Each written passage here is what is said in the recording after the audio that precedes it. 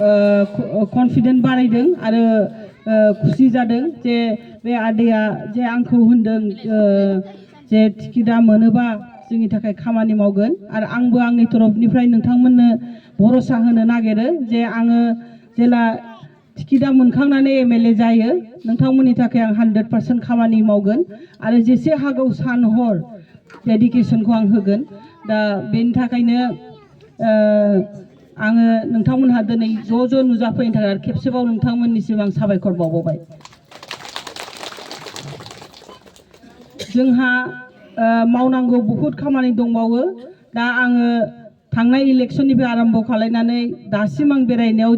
जेरखम नुदों जोंहा अनेक लामा सामा मावनांगौ दंबावो आरो बेफोरबायदि लामा बा दंफांनि दालां दासिमबो आं नुबावदों बेफोरखौ जोंहा मावफुंनांगौ दं आरो बेफोरखौ आङो मावलांगोन होननानै नोंथांमोननो खोथा होयो आरो स्पेशली हिन्जाव मानसिफोरनो दा बे अरुणोदय आसनिनि थाखाय जों बिराद खारो नङा होमबा अरुणोदय आसनि बेफोर जाहैदों माबानिफ्राय एमएलए फैनाय आसनि बेफोर जाहैदों स्टेट भाया जानानै एमएलए भाया जानानै स्टेटनिफ्राय हिन्जावफोरनिसिम सफैयो बे मोनसे आसनि दा बेफोरखौ मावनोबा जोंहा मा नांगौ जोंहा एमएलए नि पावार नांगौ खारन सासे एमएलए आसो बिदिखौ होनो हायो नालाय दा बे खेत्रआव अरुणोदय आसनिल' नंला सेल्फ हेल्प ग्रुपफोरनि बे अनसुंथाइ मोनो बेफोरबो गासिबो स्टेटनिफ्राय एमएलए नि भाया सफैयो आरो बेजों लोगोसे जे जोंहा दे स्किम होबावदों मोदी गभर्नमेन्टआ प्रत्येकटा मन्दिराव फैसानि दान होनाय जेनेबा मन्दिर लुफुंनो ब्रह्म मन्दिरानो जाथों बा दस्रा बाथौ मन्दिरानो जाथों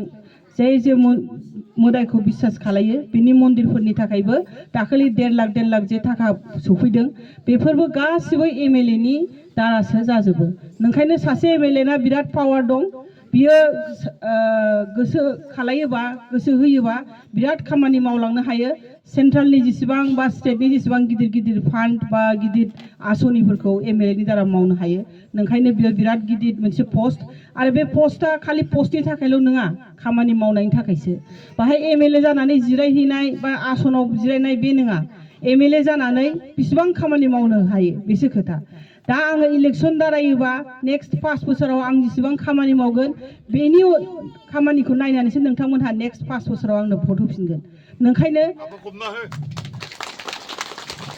दिनैनि दिनाव रायजोआनो राजा रायजोआ जुदि भट होआ बे मालाबाबो देरहानो हाया जों मेला नुयो मानसिया भटआव मानो जेनो जेला खामानिखौ मावा रायजोजों खुनु कमिउनिकेशन लाखिया रायजोखौ मदद होआ हेफाजाब होआ होमबा सासे केन्डिडेटआ आल्टिमेटलि बे जेनखायो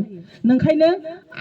आंथ' गावनि सायाव फुल कन्फिडेन्ट जे आङो खामानि मावनो थाखायनो फैखादों बाहाय जुबा आसन लानो बा सन्मान लानो थाखाय आं फैयाखै खारन नोंथांमोनहा आंखौ मिथिखायो जे आं हाग्रामा महिलारिनि हिन्जाव हिसाबै बा सासे आङो एन्टारप्रेनियर हिसाबै आंहा गावनिनो मोनसे मोजां जायगा दंखायो दा बेनि गेजेराव आं सान्दों जिबनखौ ओरैनो थांस्लाय मानसिनि जिबनखौ बुंनो हाया मालाबाबो दा जेसेबां जिउ थायो एसेबां मानसिनि पाब्लिकनि सेवा खालायनांगौ दिनै इसोरा आंनो होदों आंनो जेसेबां हाजासे आंनो लुसुना होदों ओंखायनो आंबो सानो आंबो पाब्लिकनो रायजो राजाफोरनो आं होलांगोन जिहेतु आंनि फिसायानो पलिटिक्सआवखा ओंखायनो आंबो बेबायदिनो सेवा खालायनो सानो हाग्रामा सार बायदि जानो हायाबाबो बिनि आसिगुर फिसासे जुदि आं खामानि मावनानै रायजोफोरखौ सहाय खालायलांनो हायो आं गावखौनो गाव धन्य मानिगोन दा जोंहा साननैसोल'सै टिकेटआ डिक्लेयार खालायनो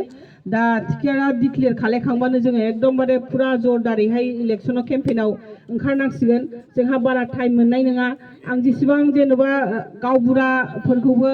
गामिनि गावबुराफोर गामिनि जेनेबा वार्कार्सफोर प्राइमारि लेभेलनि वार्कार्सफोरखौबो बयखौबो खावलायो जाहाथे आंनि जानानै जुदि आं सफैनोबो हाया 15 दिनाव खारन बिराद गिदिर एरिया सालाकाटिनि 8टा प्राइमारि जोंहा बनरगावनि 9 प्राइमारि ओमफ्राय जोंहा देबरगावनि 20टा प्राइमारि बे ज' जानानै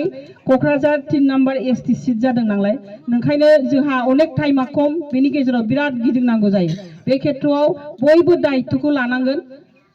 जोंहा प्राइमारि लेभेलनि ब्लक लेभेलनि आरो गावबुराफ्रा सिन्थायनो बयबो दायित्वखौ लानांगोन जे मारैहाय जोङो मानसिनिसिम बयनिसिमबो सहैयो मोजां मेसेजखौ फाथायहरो जाहाथे जों उनावहाय ज' जानानै खामानिफोरखौ मावलायनो हायो